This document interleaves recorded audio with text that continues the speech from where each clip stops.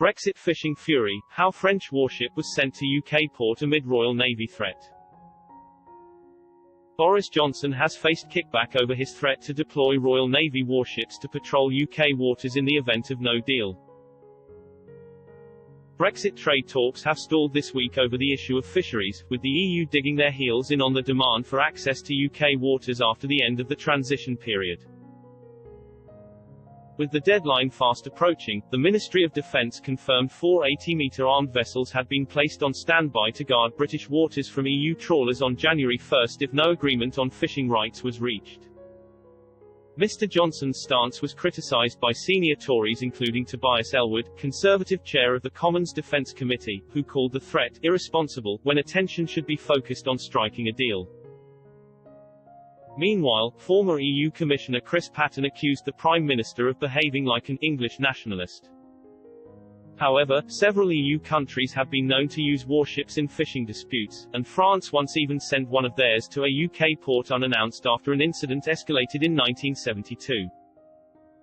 During the 60s and 70s, tensions between the UK and its southern neighbour were on the rise due to repeated illegal fishing in UK waters by French vessels.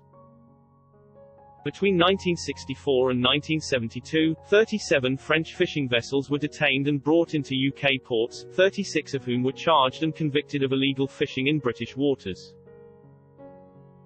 In 1972, Edward Heath had just agreed for the UK to enter the EEC, but tensions over fishing had reached boiling point. Documents unearthed in the National Archives by Express.co.uk reveal how one particular incident blew up. It all came to a head when British fisheries protection vessel HMS Kellington arrested a French trawler called Athos for illegally fishing in British waters on March 24, 1972. The next day, the French warship L'Agile descended on the port of Fishguard, Wales, without giving any prior warning to the UK government or local naval commander. This was because the trawler had requested French naval officers to come as witnesses to give evidence on their behalf. The ship, L'Agile, which should have informed the local naval authorities of its intention straight away, instead arrived unannounced as a surprise to not only the local naval commander, but the Ministry of Defence, and the Foreign Office.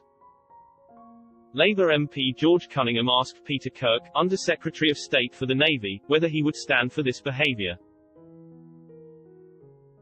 He asked, is it not highly unusual practice for a foreign state to send one of its warships into a British port following the arrest of a merchant vessel and the trial of its captain in the British port?